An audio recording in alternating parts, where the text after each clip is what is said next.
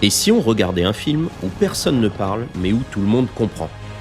Aujourd'hui, dans Demande à papa, je vous parle de Flow, un film d'animation qui a beaucoup fait parler, sans qu'aucun acteur humain n'ait eu à prononcer un seul mot. Bienvenue sur votre chaîne Demande à papa, le média qui te décrypte les films et les séries à voir ou pas avec nos enfants. Flow, c'est une histoire simple mais puissante. Un chat qui survit à un déluge et embarque sur un radeau avec un capybara, un oiseau secrétaire, un lémur et un chien. Sorte d'arche de Noé, mais pour le coup sans Noé, et ces animaux qui normalement ne devraient pas cohabiter sont obligés de s'unir pour survivre ensemble. Il n'y a pas de dialogue, il n'y a pas, ou plutôt il n'y a plus d'humains, juste des images, de la musique, les sons des animaux et pourtant on comprend tout.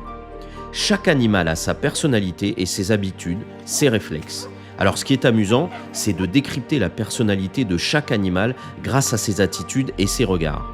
Le chat, par exemple, qui arrive parfois à montrer un certain mépris envers le lémurien. Il y a aussi les attitudes facilement reconnaissables du chien et bien sûr, bien d'autres choses encore. Donc ce film est conseillé dès 6 ans et vraiment je valide car malgré quelques petits moments de péril, genre tempête, la peur de l'eau, quelques tensions entre les animaux, ça reste très accessible. Les enfants, en fonction de leur âge, ils vont être partagés. Certains peuvent vous dire « je m'ennuie, il se passe rien, j'attends que ça démarre » et d'autres vont adorer les décors, les aventures du petit groupe et ils vont se poser de vraies questions en fonction des situations.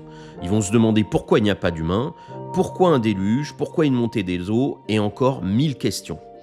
Vraiment, c'est un film qui prend son temps, mais qui bouge tout le temps et qui laisse vraiment place à l'imagination, qui questionne, qui émerveille, qui fait souvent sourire. Il se passe plein de choses.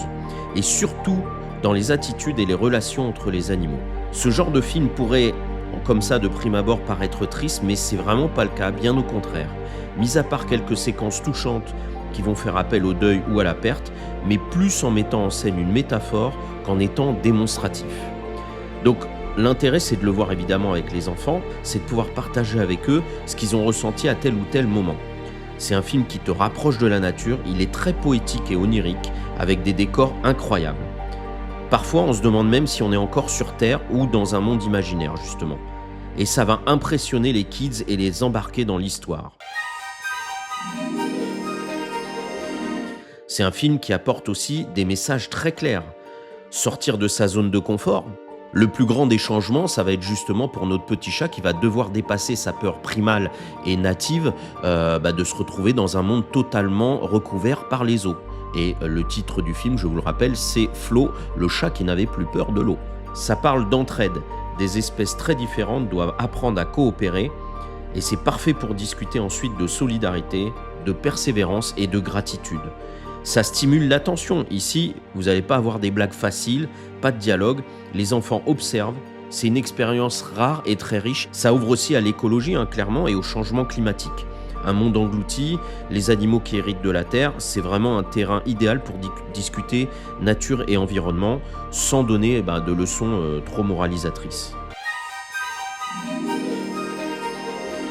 Niveau réalisation, c'est un film letto-franco-belge réalisé par le lettonien Gins Zilbalodis et sachez qu'il a mis environ 5 ans pour le créer avec une toute petite équipe d'animateurs français.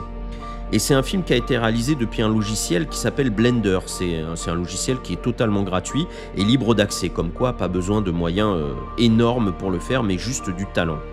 Alors maintenant sur la mise en scène et le style visuel. Alors là, clairement, c'est le point fort du film. La mise en scène est assez unique, c'est un peu à mi-chemin entre un dessin animé 3D et une BD. On sent qu'il y a une vraie volonté artistique derrière. C'est pas un film d'animation, un énième film d'animation produit rapidement avec une volonté financière, mais c'est vraiment une œuvre qui a été pensée, qui est personnelle de la part de son réal et de son équipe, et surtout c'est une œuvre de grande qualité. Visuellement, le film a un style unique. Il a été conçu en 3D d'ailleurs, mais parfois ça ressemble à de la 2D. Et justement, ce côté hybride, ça lui donne un effet très spécial. C'est aussi une prouesse technique. Chaque détail d'animation est travaillé pour que les scènes paraissent crédibles et réalistes. Un gros plus, c'est la caméra qui est toujours en mouvement. Et parfois, avec de légères vibrations, ça confère à ce côté un peu réaliste. En plus, on a souvent l'impression de suivre la vision du chat, on est à sa hauteur. Flo a confirmé son statut de prodige dans le film d'animation en remportant pas moins de 60 récompenses internationales. Un Golden Globe, un César et l'Oscar du meilleur film d'animation. Et c'est une première pour la Lettonie, et aussi pour le logiciel Blender qui démontre définitivement sa puissance grâce à la passion d'un réalisateur indépendant. Il y a peut-être des vocations et des futurs talents qui naîtront de ce succès. Donc verdict, Flo, c'est un film à voir en famille, dès 6-7 ans. C'est une expérience différente et unique qui invite vraiment à ralentir, à observer et surtout à parler ensemble après la séance. Alors du coup, dites-moi en commentaire, est-ce que vos enfants sont plutôt chat prudent, labrador joueur ou capybara zen? On se retrouve très vite pour une nouvelle reco ciné sur Demande à Papa. Portez-vous bien et à très vite.